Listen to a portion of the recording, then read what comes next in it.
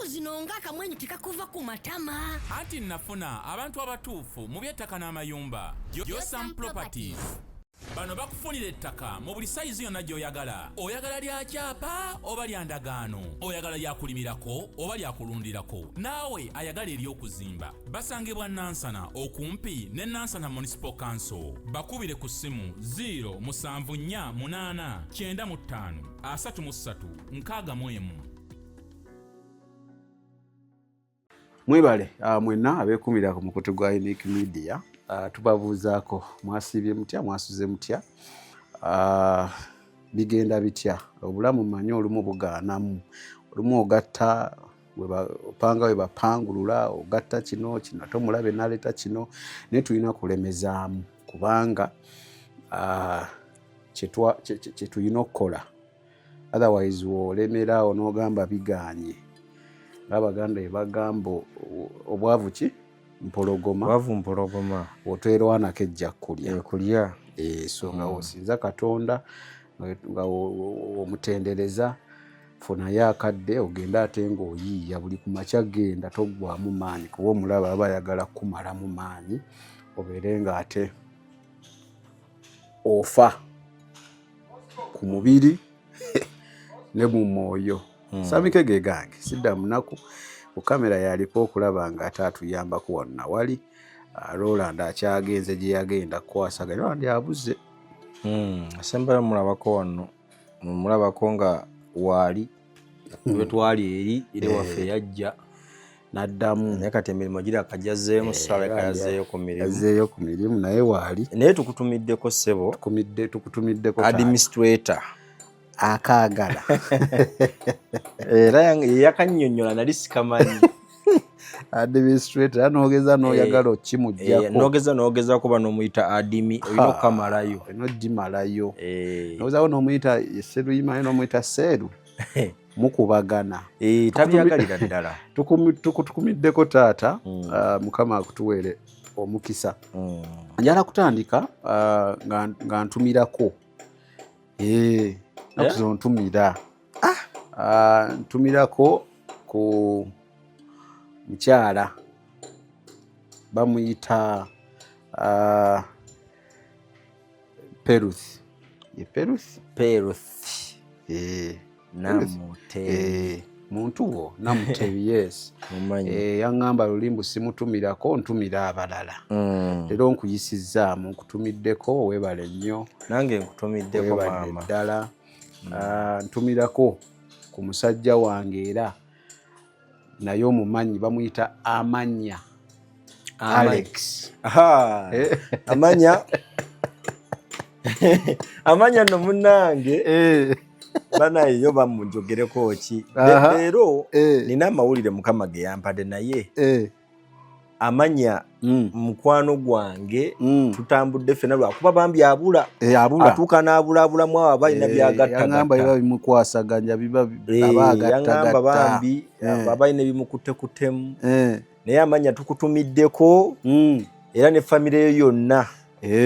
Ate era weebale kusalawo n'olokoka muganda wange. Oyo no yali Misiri. Ne musajja waffe oli yamugatta.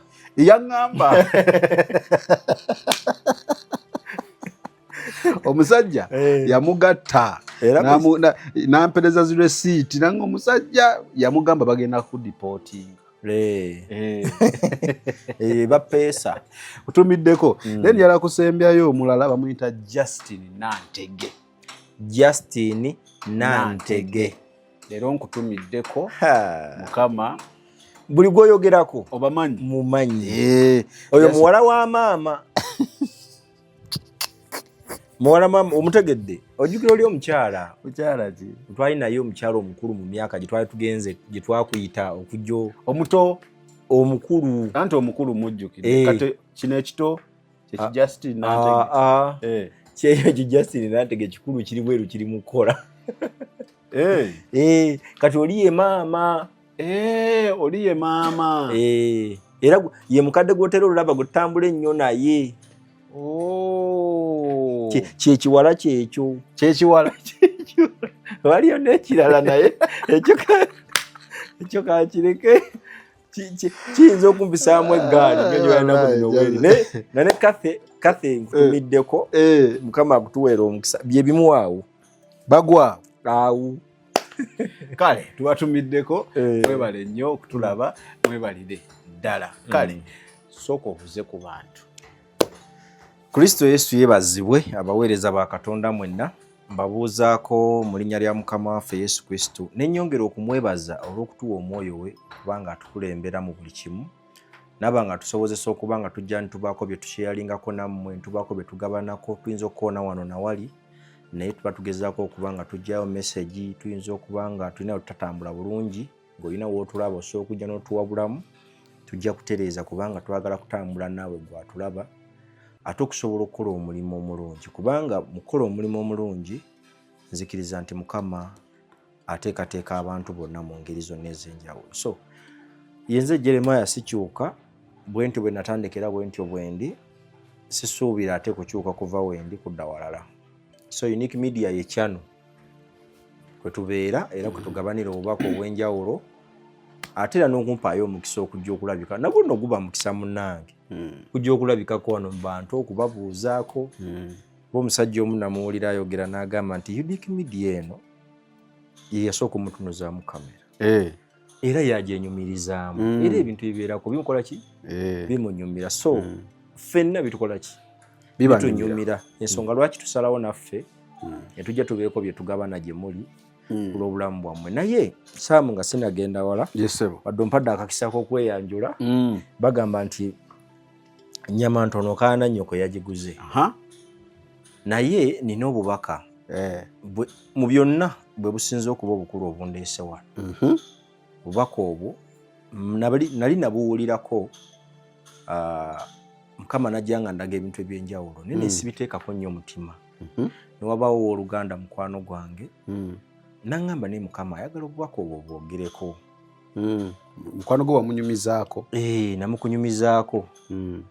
Naŋŋamba obubaka obwo njagala obwogereko nensooka nenkimma amazzi naye munaku zibadde nga 2 wembuzeemuko nange mbadde ndi mu kwegatta njiya wano nawali okuba nga nsobola okuba nga ate nsobola okuzza abaana ku ssomero. N'avuga piki ye najja ewaka naŋŋamba message Mukama kagamba nti yatawa nakunkubira ssimu naŋŋamba genda okole Mukama kyeyakola ki kyeyakugamba okukola kyeyaŋŋamba okukola. So basebo ne bannyabo bubaka ki abali mu ggwanga Uganda n'abali mu mawanga gonna ag'enjawulo abali Saudi abali Amerika abali mu nsi zonna ez'enjawulo obubaka buno si bwa ggwanga limu si bwa bannayuganda bwa nsi yonna era ng'obubaka buno ekibi kituuse eri Mukama era waliwo ekijja maaso awo kigenda kulya ensi zonna kigenda kulya ensi ezo okusobola okuba nga tuzikirira. Naye ekyo ekijja okusinziira ku message eyampeeddwa yalaze nti kisobola okukyuka. Ekijja kisobola okukyuka singa tuba tuyimiridde kuba Mukama alina abantu babeebase nga baali bantu be naye nga tibeebaka baakita ng'ate be bamu abaali balina okuyimirira bataase okubanga omuyaga guno gukola ki gutaasibwa. Message eno ejja maaso awo bwe tuba tetuyimiridde mu kaseera kano omusaayi gw'abantu mungi ogenda okuyika mawanga gonna ng'eryaffe mweriri n'amawanga naddala Saudi Arabia. Abaana abali Saudi Arabia nammwe buno obubaka bwammwe kubanga awo nalabawo ng'omusaayi gugenda kukola ki gugenda kuyiika. So tusobola okuyimirira leero Mukama agamba nti alina abaana be abali e Saudi abatamanyi kibi kyonna nga bamusaba basiiba bawaayo obudde bwabwe bamunoonya naŋŋamba abaana nsaala bazikirire n'abala bonna bazuukuse. Nze ndi mubaka okuwa obubaka buno olunaku lw'olwaleero eyo message mbadde nagisirikira kubanga mpulidde bangi nga babyogera nasooka ne mbiwulira endowooza oba bibeerawo ebya bulijjo naye kituuse ne kifuuka kubanga ne message abamu kati nze ntera okufuna nga nfuna ebirooto by'abantu okufuna interpretation naye ng'ebirooto bagenda okukikuwa nga kikyo nange olwo message bwowa nga bwange okakasa alo bwowanga bwange bakeera sikugamba kati abaana bampeereza ebiroto nembula n'ekyokubaddamu era abamu nabagambye nti bannaye bino obubaka bwe mumpa sina kyenyiza kuddamu ne buno obubaka bwa nsi yonna waliwo ekijja baganda bange tugenda kufa abalokole naddala mu abakkiriza Yesu Kristo nga temwamukkirizaako bintu waliwo abaana abakkiriza Yesu Kristo okuva ku ntobo y'omutima gwabwe nga bamwagala na buli kimu kyonna ekyabwe bendi mu kwogera nabo baali beebaka bazuukuke omuyaga gwabayitamu ne gubeebasa bwe tuba tetuyimiridde mu kaseera kano obulamu bw'abantu bangi bugenda kusaanawo oyinza okuba oyina bazadde bo oyina baama oyina bato bo baani nyenze guno omulimu gwenkola ngukola ku lwansi yonna n'amawanga gonna era ndabula amawanga gonna agali wano ku lukalu luno lw'ettaka mbalabula buli muntu adde ku maviivi kuba guno omuyaga ogujja guyinza obutataliza muntu yenna twalabako ku muyaga ogwali gwa covid ogwo mutono waliwo ke nalabye ku YouTube omuyaga covid is coming back zesoogera ku covid simanyi na bunene bwakyo kubanga ndaba abantu kufa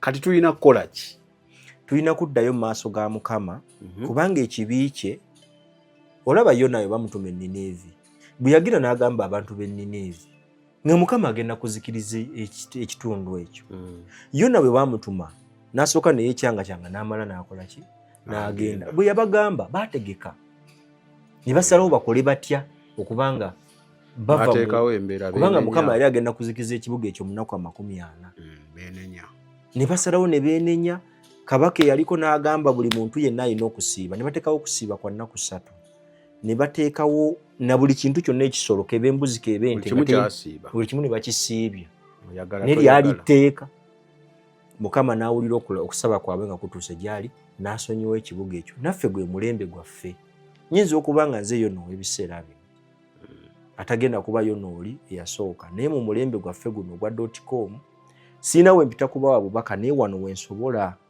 era guno omukisa kiwola ndabye nga munene nnyo okusobola okuba nga mbawo bubaka obwo so ekijja si kirungi oyinza okuba okola oba oli otya buli alina embeera yonna ffenna tuba n'obulamu obulungi naye tetukoma ku obwo ate era tubeera n'ebintu ebituchallenginga mu bulamu tetusobola kuba batuukirivu kimala wabula tugezaako okukola buki kubanga tuli mu mubiri guno gutwambadde olumu gutuwangula olumu gutusindiikiza ne gutujja ku mulamwa naye era bw'oba omanyi obadde otambuliramu omanya mangu nodda so kati njagala kwabo abamanya nti nsobola okuddayo ewa taata n'akola ki nannyaniriza abeegayirizi mwenna mu ggwanga lyonna abali mu Amerika abali mu bitundu ebyenjawulo musituke twegayire Mukama omuyaga guno asobola okugujja so kino si kya Uganda kya mawanga gonna ate nga kyetoloola kubanga kyabaddeko mu Basudani ekibeerako Saudi Arabia kigendako Amerika Uganda kitambula Kenya Rwanda wonna ensi yonna so message eyo mugitwale nga nkulu matugamba soko tule wansi okirowoozeeko oyinza okuba tokiraba ne bwe kinamala okutuuka ate ojja kuba tukyasobola kukidduka kuba kijja kuba kizze obulwadde bwonna ne buba bwa siriimu bakubuulira engeri gy'obwetangiramu olumu n'obizannyiramu ne bukukwata naye bakubuulira n'ogoberera amateeka ago n'ototeeka mu nkola oyinza ofunira nga obulwadde obwo tokoze eki kubanga bw'obufuna nga Mukama takuviiriddeyo nga sidda mu nnaku oba ogenda kubeera nabo obulamu bwo bwonna baba webale tuwa bubaka so emessage eyo so kiri kuffe kiri gye muli nange era kuba okusobola okuyimirira kubanga nange kyalaze mwoyo nti kinneetaagisa ennyo kati wali watiira kyo tugamba ani kati ebiseera ebisinga nze mu bulamu bwange saagala kujja kuwa message nga sigyekenneenyeza bulungi kubanga tuwulidde abantu abajja ne bawa message ate n'akomawo emabega naddamu n'agikuba gye yasooka okukola ki okwogera twawulirako ku Barapuca ate n'akomawo n'agamba nti ate titwagize bwe tuti yali yakisoma bubi kati message eno nasooka giwamu obudde nesooka gigamba abantu olw'ensonga saagala kuvaayo mpulikenga akaatategeera nga njagala kusooka kubanga nze newe mba nfunye ekirooto kimu nga kirina kye kiŋŋamba sooka kumala kuddiŋŋana kuba nnyinza okukola ki ensobi so nina okwegeza nti sitaani nga bw'asobola okugaba ebirooto ne Katonda asobola obikola ki obigaba so y'ensonga era nsaba Omwoyo Omutukuvu oyo akyatukuumye nga tuli balamu atuwadde ekyokulya n'ekyokunywa nsaba bawo obuvumu n'amaanyi muyimire ku maviivi gammwe tulajanire Katonda eyatonda eggulu n'ensi era tumwebaza olw'okututonda mu ntonda gye yatutondamu nze mwebaza olw'okuba yantonda nga ndi musajja era nantonda nga nina ebyo bye nteekeddwa okuba nabyo naawe mwebaza olw'ekyo n'abalala mutandikire awo abeegayirizi muddemu mukume ekyoto kiddemu kyake beebaka beegayirizi ba intercessor kyoto kyayikamu amazzi temukyasobola kubanga tekikumibwamu so message eno eggulu liwulidde nti mpadde message eno kubanga bwe bubadde obunafu bwange kale nange nno njala kugamba nega sinaba yala kugamba message no wogiwulira oba olina kyolina okukola weekeberamu ng'olina we wagwamu gwenga gwe ndikubalokole ate Sam n'ekirala kino kyogereko abantu abalina omubiri n'omusaayi tusobola okukola ensobi eryo tteeka wetiri tetuli perfect tetutuukiridde mu buli kimu kuba tukyalina omubiri guno n'omusaayi so ekyo nakyo kibagambye era toddeyo gwe n'ogamba mu nze sigwa oyinza nokuba wagwa dda naye nga tomanyi naye ng'oli mu kwewaanira mu nze sigwa nga wagwa dda so wetunulemu tulabe nga tusaba Katonda atuddiremu abeniniivi yona akyamuluma kyamuluma naye tewaali kyakkola kale kakati munnange nno ojjukira omuvubuka kuba gwe yannyambako n'onkwata saayina cameraman omuvubuka eyajja n'atuwa obujulizi obw'omukyala eyali amukozesa nga bawunsa n'azuula mbaali bamufudde saddaaka eddako addukayo nzijjukidde yali kanyama okyo yakuumako Brian White simanya babaani nabadde ndi awo eggulo nga sisita we omutankubira we namba yange yagijjewa simanyi nga ŋŋamba ojjukira bye yatugamba bye yali alaba byatandika mpola ng'atandika okulaba ye nga ayogera yekka temunsobola mwannemwa nze temwansobola temulina gye muyinza kunkola yekka nga yeeyogeza nkubuulira mazima kakati mbu n'akera ku makya n'agamba mukyala we n'abaana be ate nga mukambwe muzibu n'amugamba nti mukwate ekkubo muve wano kwata abaana bange naawe mugende mukyala akanyagamba kiki n'amugamba bano abannoonya nze saagala babasangewo mbalaba bajja nti bansobola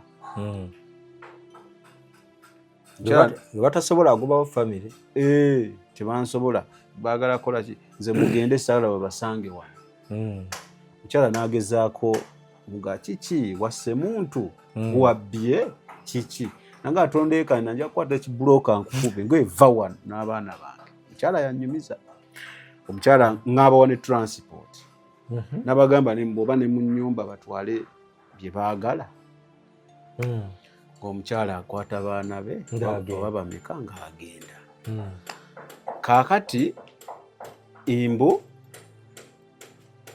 ku kiro ekyakeesa olwokubiri that is Monday night nga oba yaŋŋamba wesijjukira oba mbu ng'akwata piki nga omanyi yali muvuzi wa piki. Yali alina piki ye kuba yajja ne piki ye n'amaana avuga nga n'agenda. Exactly. Era batamujjukira ekifaananyi byebyo gye balaba ku screen. Yabuze. Tebamanyi gy'ali kuva ku kiro ekyakeesa ku Lwokubiri naye mbu yafuluma bulungi n'avuga piki. Masimu ge gonna tegaliiko. Kati omukyala yabadde ankubiddeko nga ŋŋamba sinsi mbu nnyina ka following njogere tumanya. Njagala kutegeeza mukama wange oba gy'oli ng'olaba bakubangi bakunoonya. Naye mbu ng'ebyamutwala mbu ebyo mbu ng'alina by'alaba kati bubala bagamba alabika yatabuse omutwe. Yenjagadde nkugambe munnange nammwe abalabi amazima gali nti tumuvubuka oyo tumusabire. Ekintu ky'okuva mu sitaani si kyangu, kirina process.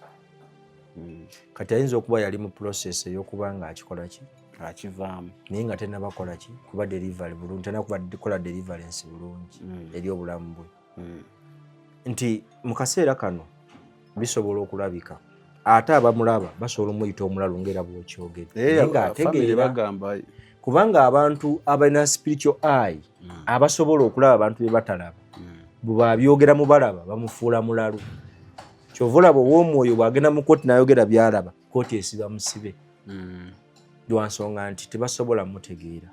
Kati by'alaba byonna bituufu, talina kyalaba kikyamu naye yeetaaga kumuyambako singa Mukama aba tusobozesezza tusobola omutuukako. Yabuze ne yenna amulabyeko oba omanyi waali oba omanyi ki bamunoonya famire ye temanyi gy'ali naye n'abamunoonya nze kimanyi abamanyi. Kati Landlord mbu yakubira bano n'omukyala yabategeeza nti nga abadde atuula awo n'omulaba mbu ng'ayomba yekka. Mundeke mwannemwa temunsobola biki nze munveeko. Ensonga ezo nno ziraba omuntu afundikira avuddeko lwaki nti bw'atafuna guidance bulungi awo mu process eyo aba agenze kizibu okumuzza kubanga n'emyoyo emibi gisigala girwana. Ono sitaani gwe tuddukamu baganda bange alina ku maanyi naye okumwewala n'okumuddukako oteeka okuba nga kyoyogera okiri oba kijaamu so kifiitingamu nti bw'otakifiitingamu olwaleero saamu n'okera n'obivaamu omusajja n'akera n'akulumba bw'atakutta aba agenda kuyisa bulala, aba agenda teekawo embeera yonna n'emirimu akufuula okubanga oli ate kasita amala oteekawo embeera amaka ne gafa bizinensi ne zifa buli kimu ne kifa oba olabikanga mulalu. Okitegedde naawe kenyini tukesera ne weevaako naye ng'oweevaako olw'embeera nekwatirayo n'osigala ng'omuvinga n'ekyo. So yeetaaga kuyambibwa. Kati ogwo gwe mulimu gw'aba intercessor kubanga oyo omwana okuva gye yava tamanyi baani beegayirira okusobola okulokoka. Kati ba intercessor abamanyi amanya ge yagamba yaani yadda n'amanya sigajjukira yeyanjula amanya ge bona tera tumusabire. Ate bw'aba olina gy'oli ng'owulira obubaka buno vaayo tegeeza abantu bo oba noonyako ku saamu enamba za saamu zibeerako okwo munoonyeeko bwe mba mumanyi waali bannaaye bamunoonya. Kale ne maama leero tutandikidde mu gundi ya nnaku bubaka bw'otuwa bwa kuggwaawo tugenda ffa kati ulira nno sidda munaku mutwetaagayo kati akayimba. Sidda munaku muleke akayimba tujja kayimba nga tukayimbira Yesu. Akayimba tujja kayimba nga tukayimbira Yesu. Kakati leero njagala twogere ku n'olaba nnoonya wano njagala twogere ku bubaka basically omwana yali abuuza wano difference between anointing ne Holy Spirit.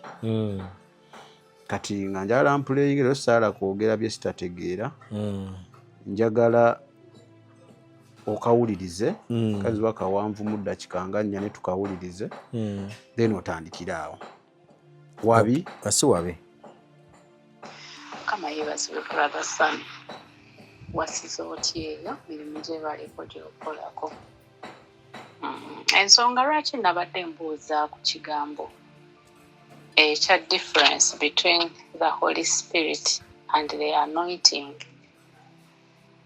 nasinzidde ku kino mu kanisa gyenva eva mu kanisa emu ennene awo mu Kampala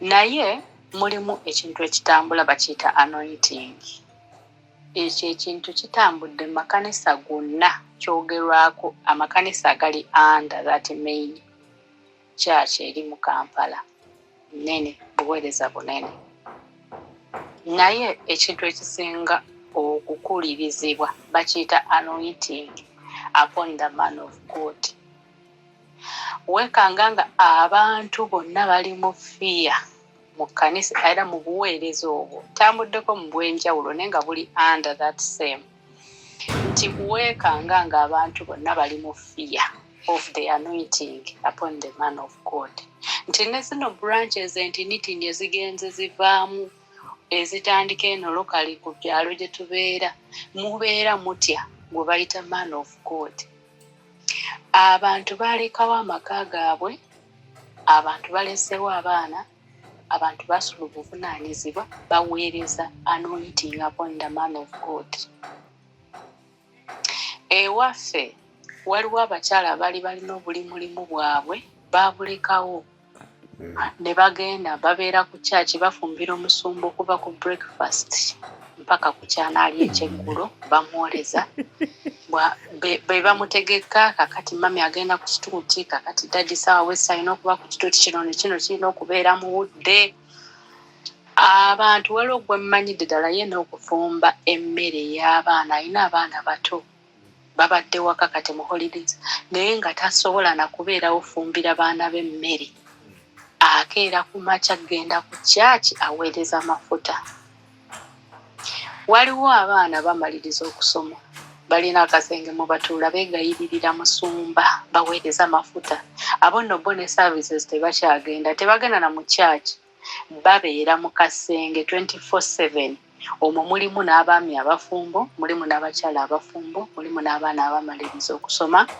abandi badde banoonya emirimu baweereza kye bayita anointing kati nga nebuuza ekigambo kino anointing ne Holy Spirit bye bimu lwaki kitutiisizza nnyo okubeera nti tusuddewo n'obuvunaanyizibwa bwaffe abaami abandi badde balabirira amaka gaabwe bali mu busenge mbu beegayiririra musumba bw'atuuka okutambula bw'agenda egindi ng'amugenderako baweereza anointing bw'aba agenda ku lusozi bamugenderako baweereza anointing buli wadda bagenda naye anointing abantu abali mu kyaki baavuwala naye nga balina making sure nti omusumba ali bulungi omusumba talya binyeebwa talya bijanjaalo nedda alya waliwo omukwano gwange yanyumiza emabegako awasiba mukyala musumba oyo enviiri naye balina bamuleetera emmere mu saaluuni olwo nno waliwo abakeyateekinga alina okudduka okulaba mami alidde ki ku kyemisana alidde ki ayagala kyayi ayagala ki ne bamuleetera emmere ya mirundi 3 ne baleeta pork ne baleeta fish ne baleeta chicken byonna babifumbye mami alondeko kikyanaalya baweereza anointing mami bw'amugada entwale gw'agiise booda gw'alina okugisasula oweereza anointing oyinza otya okusaba omuweereza mukama nti leeta ssente tusasule booda kati eyo yentiisa eriwo aneebuuza enjawulo wakati wa anointing ne Holy Spirit eri luddawa mukama abawenye omukisa nina kyenzizaako tandikira mutuufu ennaku ennumye awe tuli Mukama atusaasire. Saamu Mukama atusaasire. Kubanga bwe tubanga abakkiriza Yesu Kristo n'agenda ku musalaba nga tukyayina embala eno tetusobola kugenda mu ggulu. Teri ggulu. Kati ono omwana ono omulaba omwoyo yamwogeza ebyo awakanya biri. Alaba tebigatta.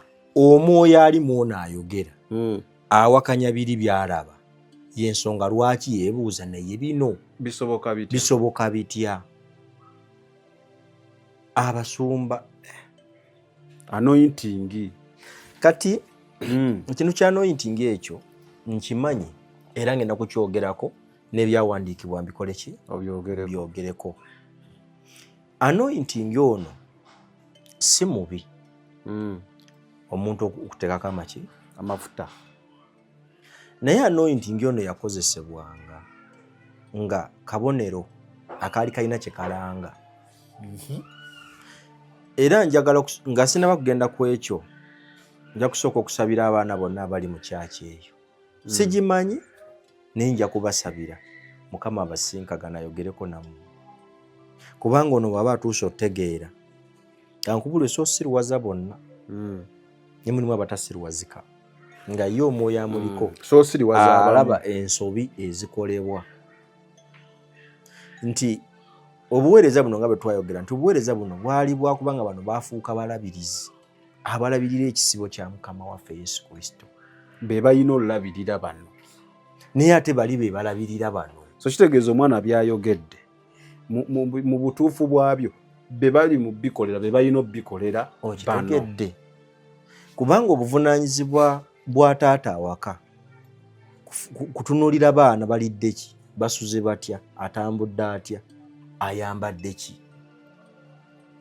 Naye okubanga bategeka ebyokulya nga maama alinga kabaka, alinga queen ali awalondako bulungi. Ate yayongerako lwakati mu audio teyabiteekamu kwa namubuuza tayoza ngoye bamuwoleza n'ennyumba ndowooza babasasulire baba bakyapangisa teyeefumbira buli kimu, tebasasula transport, tebooza ngoye, tebeegulira mmere, tebalina mulimu gwe bakola.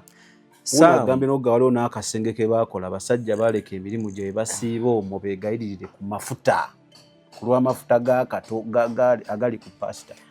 Gambabuulireko muli ku kikolimo, muli ku kikolimo. Omanyi okusaavinga ekizikiza ng'okiraba, n'osaavinga Katonda naye ng'oli mu kizikiza ng'omulaba nti kituufu ndi mu kizikiza nga weefudde n'antagambwako.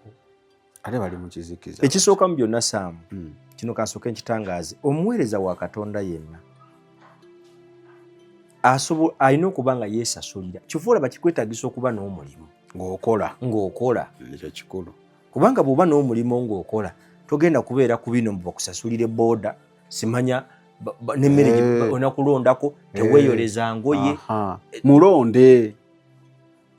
Bannange, omuweereza wa Mukama yenna ne bwe baba baana bo oba olina obbasasula school fees, wabula nga waliwo avuddeyo n'agamba kankuyambeko. N'agamba Saamu olina abaana 5, mpaako abaana 2 oba omusasule school fees, nga kivudde gy'ali. Naye kati bano ekyo kintu kibayita okusinza omuntu. Bayire ne kano kankayiseewo abaana bali nali nsaba Mukama yannyambye, waliwo abavuddeyo ne babayamba. Ekyo kivuddewo. Babayambye, ekyo kivuddewo.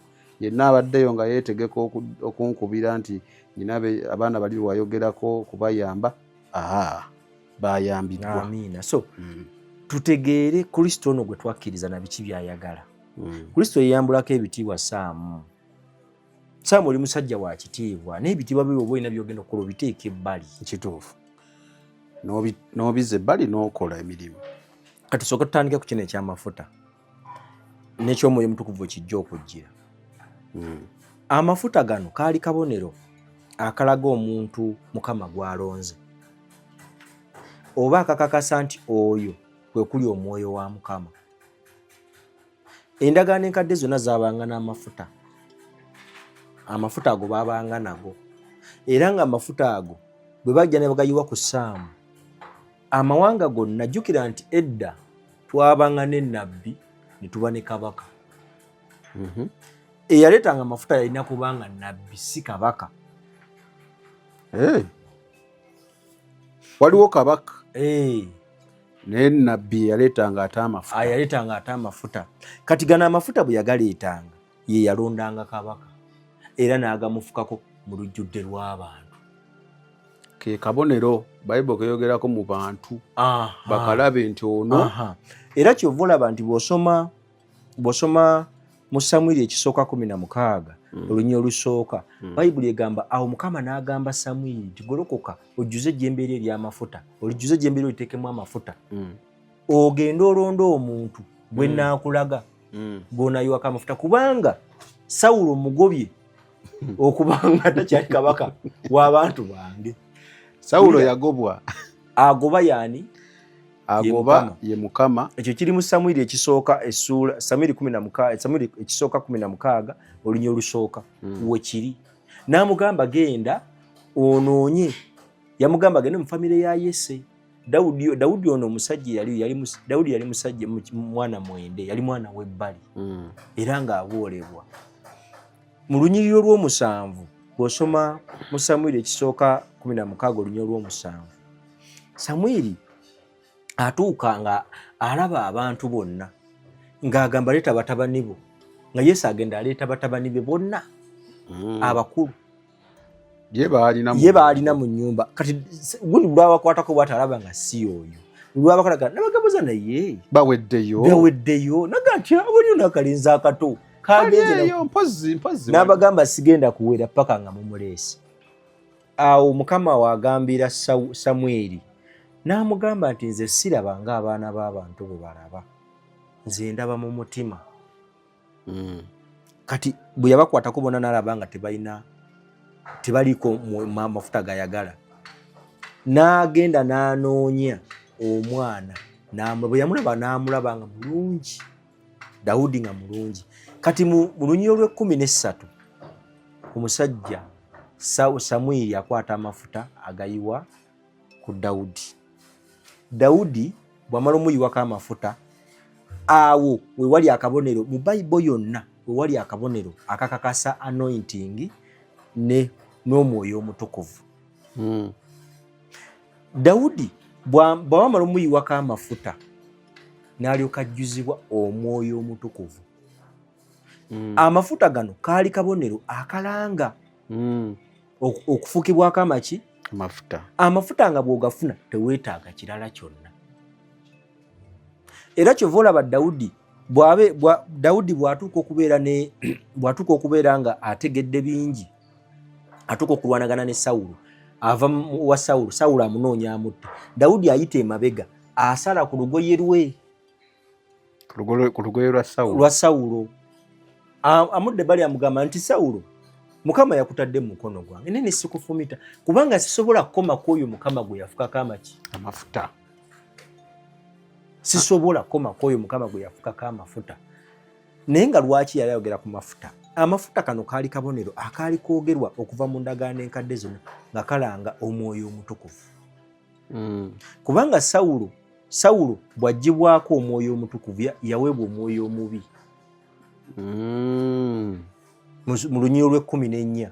Obulamu bunyuma, obulamu buwooma. Ekyo tekiriiko awakanya, wabula obulamu bunyuma bulamu. Ago ge mazima. Wuliriza, nkuleetedde ekyokuddamu ku ndwadde ez'enjawulo ezituteganya mu bulamu. Gwe wamma ne tulema okweyagala. JS Medical Hubs bano bakugu mu kujjanjaba ebizimba mu lubuto, tujjanjaba hania n'abulira ddala otawanyizibwa ndwadde za lususu, ebimmonde ku matu, enkovu ezizimbye oba nsundo. Byonna tubibuzaawo. Ate nno tetukoma okwo, era tujjanjaba ulcers, sukaali, pressure n'endwadde endala nnyingi. Abatawanyizibwa mu nsonga z'omukisenge nammwe tetubalekeredde. Tulina JS Body Cleanser nga bw'olinywa lino likamula obucaafu bwonna mu mubiri. Olwo JS Immune Booster ne lizimba obutaffaali mu mubiri. Linyweko weetangira okulwalalwala. Ku JS Medical Hubs eddagala tukozesa lya butonde, teririna bulabe yadde. Basebo ne bannyabo mbalamusizaako mu linnya lya Mukama waffe Yesu. Yenze musawo John Sewanyana wano ku JS Medical Hubs. Njagala okujjukiza ekintu kimu nti obulamu buli mu ngalo zo. Byolya ku sowaani yo oba byonywa mu kikopo kyo bye bigenda okusalawo onaabeera mulamu oba onaabeera wandwadde. tukuyita wano ku JS Medical Hubs tukujjanjaba endwadde. Jjukira nti ffe tujjanjaba ensibuko, tujjanjaba cause, tetujjanjaba symptoms. Tukuyita jangu ojjanjabwe endwadde yo wano ku JS Medical Hubs, ojja kuwona mu linnya lya Yesu Kristo. Amina. Tusangibwa Nansana okumpi ne Nansana Business Center oba tufune ku simu zino wammanga noti 7 bisatu nkaaga mu 7 bisatu nkaaga mu 2 oba noti 772 999 noti 29. JS Medical Hubs for health and skin solutions. Amafuta gano kaali kabonero akalaga nti ojjuziddwa Mwoyo Mutukuvu. Kaali kabonero, jjukira nti edda baali tebalina kirabo kya Mwoyo. Mu ndagaano zonna ezaasooka Omwoyo yaliwo ne baali tebalina kirabo ekyo. Ng'omuntu bw'afa aba afudde oba oyiseemu.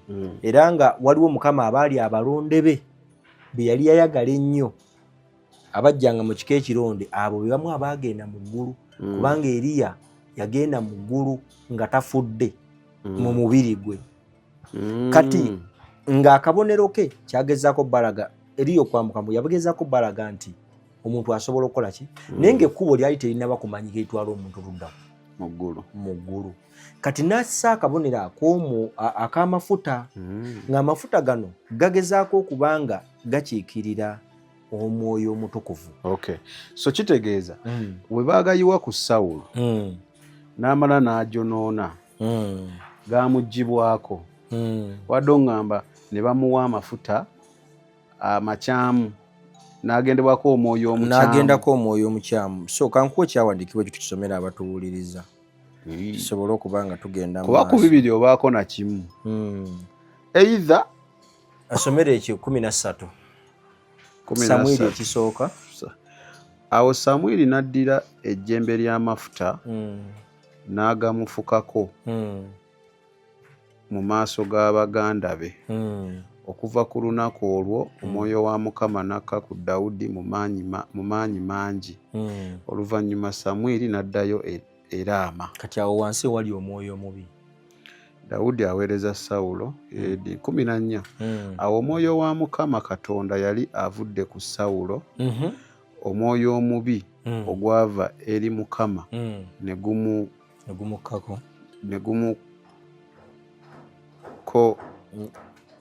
gumukkako ndowooza ne gumukkako ne bwokomaawo.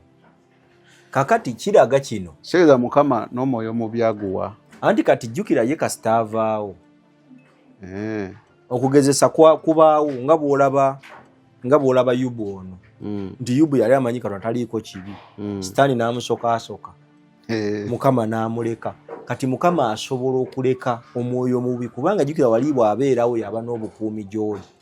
Bw'avaawo kyetugezaako okunyonyola luli nti bw'oba toli mu kizikiza obeera mu kitanga, teri ali makati. Kitegeeza bwe yagibwako omwoyo omulungi, omwoyo omubi automatically gulina kukola ki? Ate gyonna giva eriye kuba yakola Sitaani yakola n'omuntu. Kati ekibuzo ne kiba ku bibiri ki kye tulina okusinga okuwa ekitiibwa? Kati tulina kuwa kitiibwa Mwoyo Omutukuvu kubanga Bayibuli erina engeri gy'ekyogeramu. Dawudi bw'amala okufuna Omwoyo wa Mukama atuuka ekiseera ayambazibwa Omwoyo Omutukuvu. Kitegeeza nga takyetaaga mafuta. Kati kyova olaba ku mulembe guli ogwasooka Dawudi yennyini yayogera, tokomako oyo Mukama gwe yafukako amafuta. Era akyogera ndowooza mu Samwiri ekisooka 26:23 wakyogerera. Kati mu mulembe gwaffe guno ogw'olwaleero bw'osoma Makko 3:28 paka 29 Bayibuli egamba ti ddala ddala omuntu avvoola Omwoyo Omutukuvu talisonyiibwa. Oyo neeweenenya emirundi 1,000 tosobola kusonyiibwa. Kati nga kitegeeza ki? Eyasooka yagamba mafuta, owookubiri agamba muki? Agamba Mwoyo Mutukuvu, nti omuntu asobye Omwoyo Mutukuvu oba vvoola tagenda kusonyiibwa. Kitegeeza ki? Nga tuvudde mu ndagaano y'amafuta nga tuyingidde endagaano y'omwoyo. Era yoyo y'omu gwayogerako mu Yoweeri 2:28. Era omwoyo oyo y'omu gwayogerako mu Yokaana 14:15-16 ti bwe ndigenda ndisindika omubeezi Omwoyo Omutukuvu, tagamba mafuta.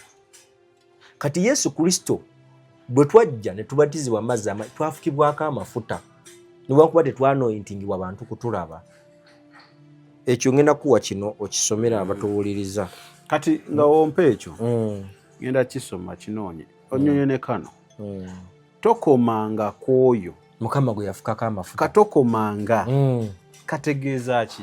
Tetulina mugambako, tetulina mukwatako, toyina mujemera. Ako katokomanga kubampulira bakakozesa nnyo. Anti kakati ako kali mu mateeka kubanga yafukibwangako amafuta yalina okubanga afuga bano bonna. So tagambwako. Yali tagambwako. Takoonwako. Taddibwamu. N'okumusongamu olugalo oba okoze ensobi. Bena wateri agenda mu ggulu. Era tukyatambulira ku ndagaano eri. Kakati mu ndagaano eyo bw'amala ofugibwako amafuta mu kaseera ako oba ofuuse kabaka. Buli muntu yenna alina kuvunnamira. Oba kye batambulirako bano. Kati kabaka bw'alaba, Kristo bw'alaba ng'abantu batandise okuba nga tebakyamuwa kitiibwa. Bawa kabaka kitiibwa n'abagirawo ba kabaka. N'abagirawo ne bannabbi. Kakati abantu batyanga nnyo kitiibwa bakabaka ne bannabbi.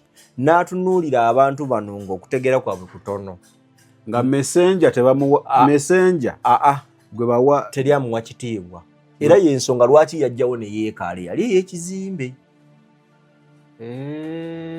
Lwa nsonga nti abantu mu kifo ky'okuba nga bamugulumiza bamuwe ekitiibwa baalindanga olunaku luli bamuwe ekitiibwa nga mu nnaku zino tebamuwa kiki. balinda luli bakigatte wamu bamuwe ebibye. Kakati nategedde kwe kujjawo ekyo naye kyajjanga kibeerawo era n'ekyoto kino abasamize kibakuma nti bakumidde gundi bajjajja owedde mu ndagaano enkadde kyalingawo ekiri ekyoto ekyenku. Kati nkutegedde kati ekyabijjisaawo byebyono omukyala byako on'omusumba byako ebyo byava okwogerako kubanga kabona yaweebwanga ekitiibwa. Kati kankulage ekitiibwa kibawanga Samwiri kibawanga Sawulo. Sawulo baamuvunamiranga ng'abantu baleeta ebyobugagga byabwe ne babireeta ne bamuwa omusolo ne bamuwa buli kimu ebyobugagga ne babanga buli kitiibwa kike era nga n'ennabbi amuwa ekitiibwa kuba mulonde lwadde nabbi yamufukanga amafuta naye n'ennabbi yamuwanga ekitiibwa kubanga bwe yamala omwana nti yakakasa nti omwoyo wa Katonda ali mu ono. Naye ate nga kabaka taba na biragiro era biva wa nabbi. Kabaka yeebuuza ku nabbi. Kyova olaba waliwo omulembe gwa Musa bagendanga mu lutalo nga Musa ne balwana Musa Mukama n'amugamba ogwo omuggo gwenkuwadde buwanike bwoti waggulu tegukka wansi bwe gukka wansi bagenda kubakuba. Era omusajja kiyakola n'awanika omuggo waggulu abaana ba Isirayiri ne batema ne bakuba. Musa n'atuuka omukono ne gumufuuyira nakka abaana ne babatema. Kati bano abaali ebbali ne bajja ne bamukwatako ne bamuyambako n'agusituka abaana ne baddamu ne baandika okulwana olutalo. Kati yali enkola ya Mukama yali ya bubonero obwali bulabwako n'emikono. Era kyova olaba nti bakabona abatuddewo mu mirembe guno ensi tennaba batege ali nabo obuzibu obusinga okubaawo nti abantu bano tebasoma byawandiikibwa. Kati njala osoma ekyawandiikibwa kino. Ekyawandiikibwa kino kiri mu Bakolinso ekyokubiri essula esooka olunyiriri olwa 21-22. 21-22.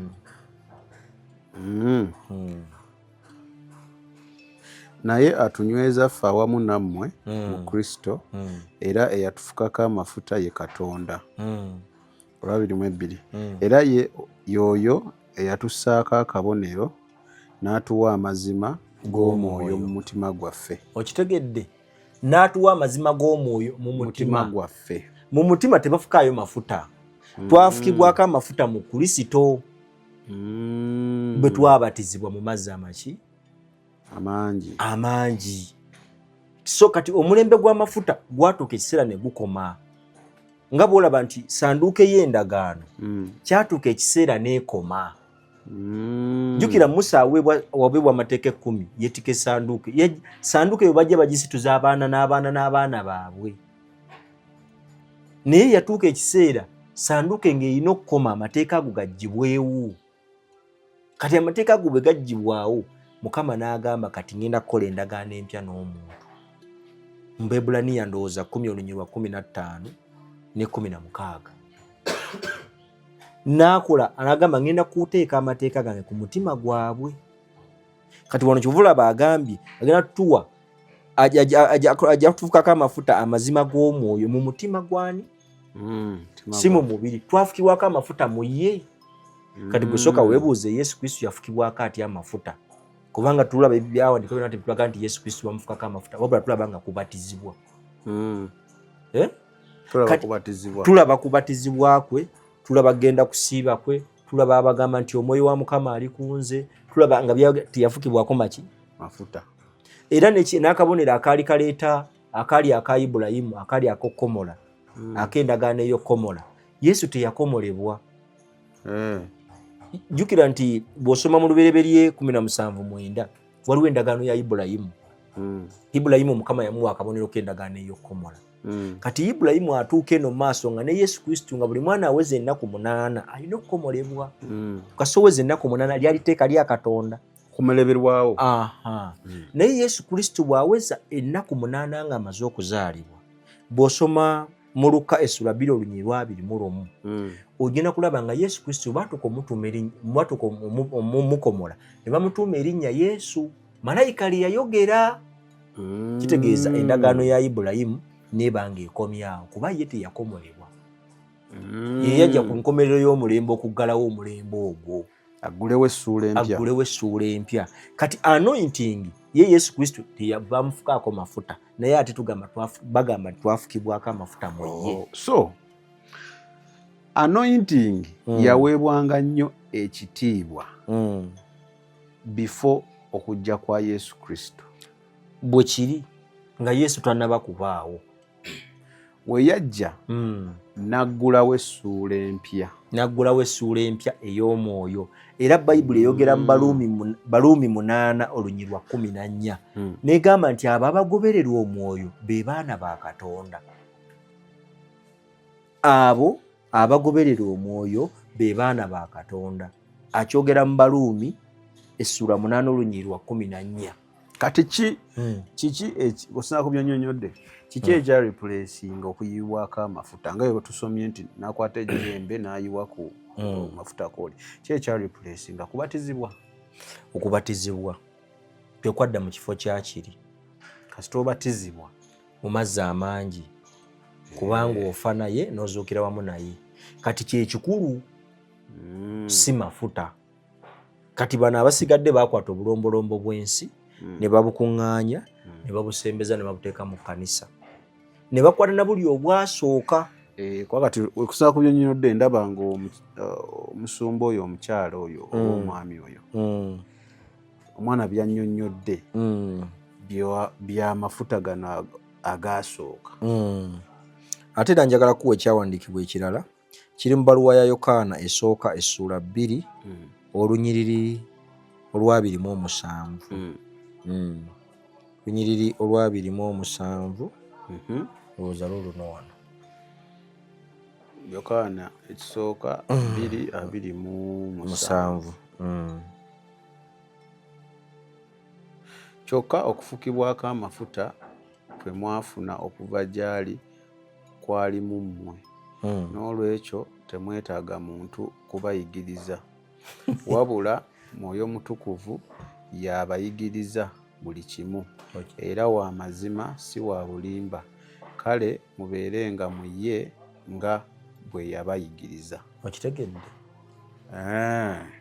Kati amafuta gaali representing omwoyo, ate omwoyo n'atugamba tulina kubatizibwa. Y'ensonga lwaki omwoyo bw'osoma mu Bikola by'Abatume essula 2:38 egamba bwe munaabatizibwa mujja kuweebwa ekirabo. Ekirabo kye ky'Omwoyo Omutukuvu. Kitegeeza Omwoyo Omutukuvu ku mulembe guno ye yekka ye muyambi ku kakuba akatono. Yatulaga direction nti mukwate wano, so si mafuta.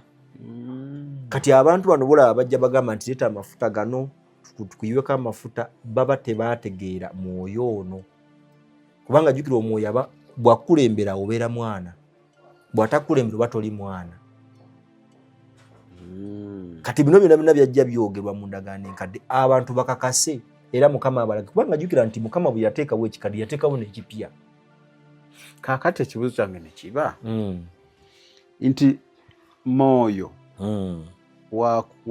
wakulonda mbadde mmanyi walina okubaawo obubonero ife abantu baawo bulijjo bwe tulabirako ti Jeremiah mulonde kubanze mu mwoyo go ne Katonda sibaayo kati ntegeera nti Jeremiah mulonde because nze ndowooza amafuta gano maybe edda okuza ku kyonnyonnyodde baakikozesanga okulaga abantu nti ono mulonde naye ate abaamulonze olwedda aba Katonda yandiragidde nga bulagizi nti ndagidde y'oyo n'atabaawo na kabonero kaalaga ak'amafuta kati wantulabira ku ki tusooke tusomere luno oba oli watugamba nze ndi mulonde Samwiri ekisooka 16 olunyiri lw'omusanvu Samwiri ekisooka 16 lunyiri lwa 7 naye Mukama n'agamba Samwiri nti nakimanyi nze soma ekiwandiiko Samwiri ekisooka 16 olunyiri lw'omusanvu ompalana naye Mukama n'agamba Samwiri nti totunuulira nfaanana ye wadde obuwanvu bwe kubanga si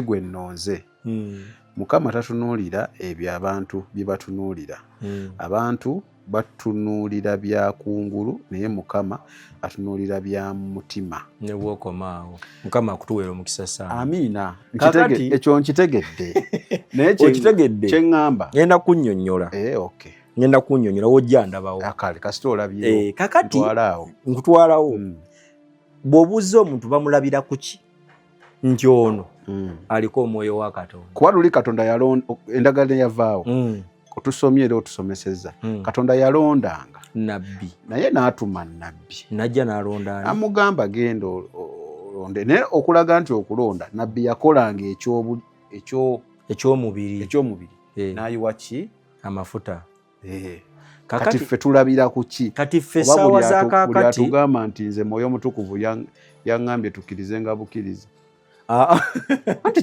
kyolinga kyotugamba kiri bwe kiti Mukama agamba Samwiri nze situnuuliranga abantu be bakola ki we balaba era ndaba mu mutima muki munda olunaku lw'olwaleero akabonero ke tulina k'amazzi omuntu wamala okubatizibwa amazzi ateekebwateekebwa era ab'omwoyo be balaba ab'omwoyo ali mu mubiri tasobola kulaba wa mwoyo so kitegeeza abatugamba bino tebitegeerwa ba mubiri si bya mwenna batuufu bayinza okuba batuufu naye emyoyo gya mirundi ebiri ati kyenkugambye titulabira kuti nti ono ye mwoyo gwalina wa Mukama kuba luli gaali mafuta nabbi ng'akuyiyeeko kati saamu tugamba ye Jeremiah mulonde omuntu bw'afukibwako amafuta ag'omwoyo oba naaweebwa omwoyo omutukuvu ebikolwa bye byokka bye bikyuka bye bitandika okulaga nti gundi oyo aliko omwoyo wa Katonda so tubalabire ku bibala byabwe weebale nnyo ebibala bye biraga nti oyo alimu omwoyo wa Katonda era kyovola Samwiri yabatunira n'alaba bawanvu n'alaba n'agamba kalabikayo konna nga buli gwakwa jjukira Samwiri agenda otambula nga ye nnyini mujjuvu mu Katonda naye ng'akyayambadde omubiri alina jjajja orders n'akwata kwono nga tamulina kyamulya kala netwaka tezigatta ng'alaba tebigatta n'agamba si ono kati ekikulu kiri nti omuntu bw'anyiikibwa mu mazzi amangi afuna omwoyo omutukuvu naye omwoyo omutukuvu tajja nga amwetimbye omwoyo omutukuvu atandika omumuteekateeka kati mu kumuteekateeka ffe abasigale tuba tulaba naye saamu oyo kuva lye yabatizibwa yakyuka nakyuse naye ate babadde banawuliddeko yaddagala ntuddemu tukubatize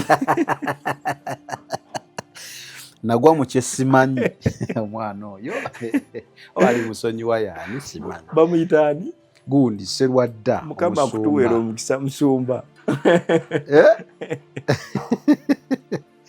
Lwaki ebiseera ebisinga omuntu aliko omwoyo wa Katonda osobola okufiitinga mu buli mbeera ng'ate osobola ogiyitamu nti Saamu leero omuntu asobola okujja n'akulimba nekitwalamu akaseera katono mu bwangu ddala ntandika okuzuula nga teryakoze eki akugambye teryakugambye waliwo abamala okugiraga naye gwe Saamu sooka otubuulire oyo mutuufu sidda mu nnaku oyo mutuufu nga bwe tumulaba tumulabanga waliwo abambuuza era okitegedde kakati awo ozuulira kati waliwo abaagala obbakeberera waliwo ate abatuuka nebekolaki nebekeberera so omwoyo omutukuvu mu luno olugendo lwetulimu yatuwa direction tetuyina nabbi atuwa direction tetuyina kabaka atuwa direction ffenna mu baana bakatonda tubeera baana tubeera tewali ali waggulu wa munne okubeera waggulu w'omuntu obanga omusingako biri wano ku nsi ti nze nasomako naddiguli bweti nadiploma bweti ndivuga emmotoka nene gwe tolina oli wa wansi ebyo biri mu mubiri naye ow'omwoyo ne bwe kaba kaana kenkana bwe kati mu mwoyo nga kazitowa kabaka kusinga kubanga bino byoba nabyo bipapula bw'ova mu mubiri guno mu mwoyo tolina kyosooka kakola kakumenya naye wano mu mubiri okubira muje mu muyoole bakubira ne bajja ne bakusalako so mu mwoyo wasinga obuyinza nti Mukama waffe yali agenda agamba ndibasindikira omwoyo omwoyo oyo anaabalungamyanga kati saawa zino bwe tubanga bambi waliyo abaana abakyalungamizibwa amafuta kitegeeza tebamanya ani yali alina kujja naye ensomesa gye balimu anti kati ensomesa eyo giraba Saamu terina weeyamba muntu kugenda mu ggulu kubanga obubaka bwonna butwandibadde tuwa abantu ateeseteese etya ekkubo lino n'atambula okugenda mu ggulu naye kati tulabanga abantu bo bakola byabwe tebakyanoonya Katonda nga balina kukola ki balina kumunoonya Katonda abula banoonya Katonda olw'ensonga balina bye baagala okitegedde so omwoyo omutukuvu ono gwe tutambula naye wano olwaleero Saamu omwoyo omutukuvu abikkula ebintu naawe ne weewoonya kati obubaka bwonna bwe tujja tuwa abantu omwoyo omutukuvu ono aba atulungamya n'agamba kino kyali bwe kiti ne kati kiri bwe kiti nekyali bwe kiti nakati kiri bwe kiti nekyali bwe kiti kiri bwe kiti kati olaba omwoyo omutukuvu alina kye yandaga emabega kaawe kangendeyeko katono Yesu Kristo yakwata emizimu yaddira embizi n'asindikamu emizimu abantu ne batuuka okubanga bakwata embizi ne bakwata eggumba ly'embizi n'aliteeka mu mulyango emizimu gireme kukola ki kujja kubanga bakimanyi nti Yesu yakwata emizimu n'agisindika mu ki kitegeeza embizi ze zigoba emiki emizimu eyo mu balokole weekiri kirigenda mu maaso era kikolebwa kitya abalokole bakwata amagumba g'embizi ne bagateeka mu miryango gyabwe nga beetangira emyoyo emibi naye ebintu ebyo bye bakola nze nankuze kutuuka wano nga mbadde mu bulokole nga nze sibiwulirangako sibikolanga sirabanko babikola totambula just totambula butambuzi sitambula naye ffe tuli batambuze ate twogera n'abantu kati nali nateekawo eggumba ly'embizi naye ate omuzimu gwantuze kati neneebuuza waki guyina kukutuga lwaki kino kyewateekawo si kyekigoba omuki muzimu omunnyu si gwe gugoba emiki amajinni oba emizimu nedda ebyo bya bubiri naye nga waliwo abakkiriza mu bintu ebyo ddala abantu bangi nga mulokole bizinensi zaabwe ziyimiridde ku bintu ebyo nga kwakolera kwasikidde abantu ng'era amazima gali nti okakasa nti bakasitoma bagundi gwe wababba gwe balina nga wasiraanya omukisa gwe ali awo abonaabona naye nga okubonaabonakwe n'amaziga gwe essanyu lyo ng'era kandi namugamba nze tebanneepankirako era ng'oddayo abaana bo n'obatwalira omugaati n'amata bo ne basanyuka aboli ne bakaaba abo bennyini b'otegekera bayinza obutagabana na ku birungi by'obakoledde kati mbadde nkyakunyonyola akantu kano ke nalaba Yesu ke yateekamu abantu emizimu. Omwoyo Mutukuvu yansomesa n'andaga n'aŋŋamba nti okusindika emizimu gisindike mu mbizzi, kubanga Setaani yali tannaba kumanya ani agenda okunonola abantu bano, kubanga mu ndagaano enkadde baakwatanga emyoyo gino ne bagiteekanga mu nte, era ente eyo ne bagita netwala ebibi by'abantu bonna. Bwe kityo bwe kyali ne ku mwana gw'endiga. Kati nga Setaani kyamusabisa okuyingira mu mbizzi ng'akimanyi nti bo bagibwawo ne bakyusibwa buki? Bukyusibwa. Nga tamanyi nti bagenda kubawo obulamu obukola ki obuddako. Kati okusindika emizimu gino mu mbizzi, Omwoyo Mutukuvu yakiŋŋamba nti kyali bwe kiti. Embizzi teyali nnongoofu. N'omwoyo gwali kwona omubi tegwali mulongoofu. Byonna nabikwata nabisindika mu mazzi. Ng'abalaga nti ebitali birongoofu n'ebyo bibadde bizze okuzikiriza ensi, buli muntu yenna alikkiriza n'abatizibwa aligibwako byonna eby'omuzizo n'ebitali bya muzizo byonna. Y'ensonga lwaki embizzi, era Bayibuli egamba nti bwe zaayingira mu mbizzi zonna ne zifiirawo, tewali yavaayo wadde n'egi n'emu. Kaali kabonero nga bajjajjaffe bwe baayita wansi mu kire. Bw'osoma Bakolinso ekisooka 10 okutandika ku lunyiriri olusooka, nga bajjajjaffe bwe baayita mu kire wansi mu nnyanja ne babatizibwa. Kaali kabonero era akalaga okola ki? Okubatizibwa. Kubanga jjukira bwe tubatizibwa tufune omwoyo ono. So kati ne nkitegeera nti era Mukama n'addamu n'akindaga kye kimu kye baalaga Peetero mu Bikolwa by'Abatume essuula 10 olunyiriri lwa 9 oba olw'ekkumi okumalayo. Peetero bwe yali ng'alina waali n'ayolesebwa ng'alaba essuuka ennene eva mu ggulu ng'erimu ebyokulya byonna, kyekka ng'ate mulimu naye Katonda bye yakola ki? N'abigaana. Kati bagenda okumaliriza nga Mukama addamu omulaga mu ssuula eddako ey'ekkumi n'ebbiri ng'addamu omulaga n'amulaga nti ebyokulya bino ebyali eby'omuzizo nti ye yategedde nti Mukama takyasosola mu baamawanga, kubanga bino ebintu okubanga byali tebiriwa, Mukama yali abaamawanga nga tabawadde ekkubo lijja mu bulokozi. Bano abaamawanga mwe mwali ebisolo bino, omwali ente, embizzi, omusu n'eŋŋamiya, byali tebikkirizibwa kuliibwa, n'ebyennyanja n'ebiki n'ebinyonyi ebimu. Naye kaali kabonero akalaga nti abaamawanga tebannaba kuweebwa kkubo erijja mu bulokozi.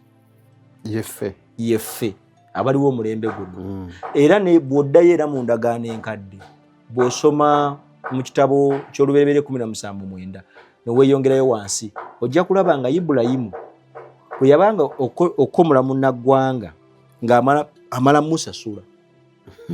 Amusasulayo nga wanajja n'enkugula ewammwe obeere mu kika kyewaffe. Nga amugulayo, amala mugula, najja n'amukomola. Kwanga wakugula olombo obanga ayingidde ewaabwe. Era munnaggwanga baamalanga mukomola. Baamukomolanga, bamala omusasula nga bamukola ki? Nga bamukomola nga bamuyingiza mu kika ky'abatukuvu abaana ba Isirayiri bali bwe baatambuliranga.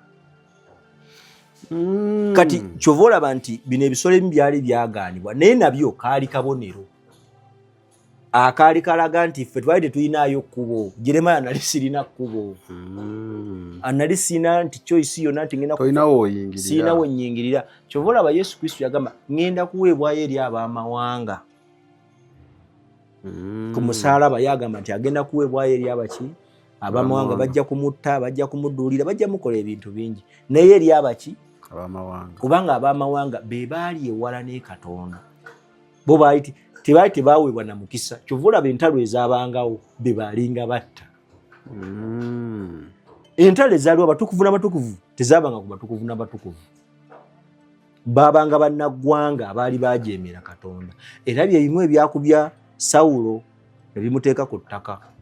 Bamugamba agenda kuba Agaga Abamereki ne kabaka waabwe, n'alasangayo ensente ennene eziina zirabika bulungi, n'asangayo zaabu, n'asanga ne ssente. Bamugamba ta buli mwana ne be kabaka yenje kakole ki? Kati tokomyawo wadde kimu, naye ng'ani akola ode? Yali Katonda. Abo baali wala nga Mukama tebalina mugabo, ate nga Mukama mu kaseera ko tasonyiwa. Omusajja Ssebo bwe yatuukayo ng'agenda ng'abajjako bintu ng'abireeta biyamba abeeno. Era Samwiri bwe yamubuuza yamugamba muze nalabye nga nne tusobola okukolera Katonda nga saddaaka namugamba ani yagambye Mukama akozesa saddaaka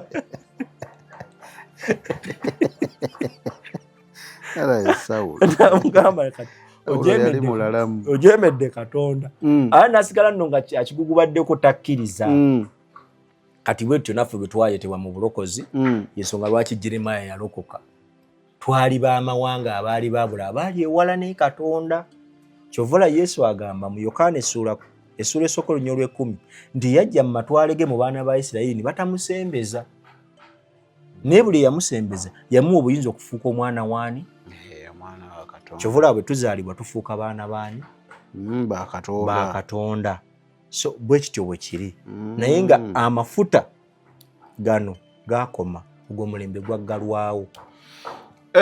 Okay. Nga tumaliza ekyamafuta ekyo njala kubuuzaayo kano kulaba otera obatiza abatiriza mu swimming pool kikyamu kikyamu lwaki kubanga ekisooka mu byonna amazzi gano ge tulina okufiiramu galina okuba mu butonde bwago aga swimming pool gaba mangi kuba Bayibuli yogera ku mazzi amangi naye okubatizibwa mu swimming pool kiringa kubanga bakola Bayibuli nawe nolondamu n'okolayo akatabo amazzi baleeta maleeta okitegedde kiringa okukwata Bayibuli gy'olina n'ogyozaamu n'ogyamu nyina okola akatabo naye nga Bayibuli origino weeri just olina by'onootinzeemu n'okola akatabo n'okateeka ebbali kitegeeza biba byanjawulo so olina kunoonya amazzi amangi amazzi kasita gabanga maki nga mangi nga sigakuyiiya nti swimming pool kubanga ekigifuula swimming pool bantu kujja kucakalira okuliirawo obulamu naye gali amazzi gajja ne gagenda ne gano balina ogateekamu kati ate omuntu asooka bwe bamussa n'owokubiri mwe bamussa so nakifunako n'okumanya nti omuntu ono asooka yasumululwa abaddako bonna tebasumululwa jjukira oba ozze kwejjako kibi kati woba ojjako ekibi olowooza kiddawa anti gali agatambula gakitwala naye ate gano agali awamu nga bajja bafunako olaba boogera ne regioni emu noba ne regioni asatu okay kale ebisembayo programu ene so kyentegedde kati ngeno audio gye twazanye omukyala oba omwami akyatambulira ku bikadde ego omulembe gwaggwako n'abamugoberera tebafunye kumanya ku kutegeera n'ekirala kyentegedde nti ekitiibwa tulina kiwa nnyo Mwoyo Mutukuvu agamba ki than anointing bwe kiri then ekirala kino nkibuuzanga nze naye kakati nze ntandika nti okutandika okwoleza okufumbira okuyiiyiza all in the name of ono yafukibwako amafuta simanene we ndowooza nze nyina mutwe munene si kuba na mutwe munene nze ng'omuntu naye nga bw'olaba omusajja alina akantu keyayogedde kasanyusizza nnyo yagambye nti kibi nnyo okuba nga Yuda Isikalioti yalina okutuula mu muzannyo ogwo yagala Yuda Isikalioti yali mubi yali musajja mulungi nti buli muntu alina ekiseera ekyokukoleramu ekyo kyalina okukola kati kirabika okuba nga ekiseera kye kyekyo ekyokuba nga bamulabirira nga bamuwembejja ne byonna babikole nga kase ne mugenda bagenda bikkolera tukkiriza byawandiikibwa anti ebyawandiikibwa ali mu kyawandiikibwa yalina okubaamu so onaatusonyiwa bw'obanga obala otukkiriza kyawandiikibwa naye tukkiriza nti ebyo byonna bye bakukolera kati bayinza obutabikkolera mu kaseera akaddako naye yaba akimanyi teri muntu ali mu nsi muno ng'alina obulamu obulungi asobola okulowooza ku bulamu bubi buddako Nedda kye ŋŋamba ye kyakola aba akimanyi nti nkola kikyamu kuba ye Yuda yali amanyi Yesu akasente kakyamu kentwala naye nze nkimanyi ngenda kukalya mukama wange temulina gye muyinza mutwala. Aba akimanyi nti kyakola kikyamu ye aba akimanyi naye nga baali nabo be batakimanyi. Ebisembayo njagala nga maliriza wano mu kusembayo obubaka bw'olunaku lw'olwaleero njagala kwogerako n'abantu abalina ebidduka ng'ovuga mmotoka ng'ovuga piki entambula zonna ez'enjawulo naye nga mu ntambula eyo omusawo yakuwa omuti n'oguteekamu nawe wagusimba ng'omuti olina wagusimba mu mutto kw'otuula naye nga tekuvugira abasaabaze. Abamu bagiteeka mu yingi namuteeka wansi w'emmotoka nammwe abatambula n'obuti wansi w'olulimi n'eddagala lyammwe lye muteekayo. Njagala kubajjukiza era n'okubategeeza nti ebyo byonna obikola naye dedde saddaaka ze baakusaba ku kintu ekyo bw'olifunamu obuzibu nga tosobola zitwala mu budde emmotoka yo yennyini yegenda okukumalawo. Sitaani bw'aba anoonya mu baalya anoonya mu baalinako access zi accident z'okola ki asooka n'atambula ku luguudo emmotoka ezitambula ziringa 30 n'atunulira taxi ejja erina abantu 14 ng'agivuga alina omuti gwe awo yaba mulinako access abawuwe okukwata emmotoka eyo n'agikuba ekigo. Nkubuulira muganda wange gwavuga booda oyinamu omuti ate ng'ekyo okimanyi bwagusalirako enkoko bagusalirako embuzi bagusalirako ente ogwo gw'otuddeko musaayi dedde saddaaka lwe zinaabula ne zibula ogenda kufa n'ekidduka kyo ate nga tosobodde kwetaasa. Alina emmotoka egenda kutuga ofe ate nga n'emmotoka eyo yo bajja gitwala bagitune mu sikulaapu n'obutaddamu gikwatako. Nkuwa amagezi gano nno noonya Kristo weewala ebintu ebyo. Omuti gw'olina si gwe guleeta bakasitoma just bakwata bwongo. Twali tulowooza nti omuntu tasobola kubeerawo yekka n'afuna emirimu n'akola naye ekyo kya bulimba. Omuntu afuna emirimu n'akola ogifunye Katonda agabirira omuntu n'akola n'abeerawo n'atambuza obulamu. Gwe giveeko emiti egyo olaba ogezese gaakati emiti ngitadde ebbali lwakuba nti tosobola giteeka bbali nga toli seeti giba gijja kukima. So mbasaba abalina bizinesi ng'olinamu omuti olaba amasomero gano agatuka okubaako nibagamba nti amasomero ebintu byalumbi ne bikuba abaana. Ebintu ebyo nno babireeta bulungi ne babikolera bulungi nga baagala kuyita abaana bajje bangi ne bakola saddaaka ze bakola ne zituuka ne ziggwayo nga tebannaba kukola ndala. Kubanga bwe muba mukola endagaano ezo n'amayembe musayininga mu ndagaano mulimu okukola akakalu mulimu okweyama ate ng'olina okutuukiriza.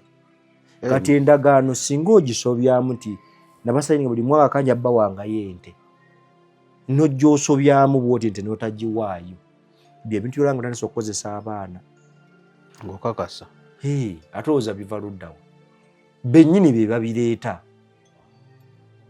ate byolabyo byomanyi n'okuwaayiriza ne bigattamu abatabi baddemu.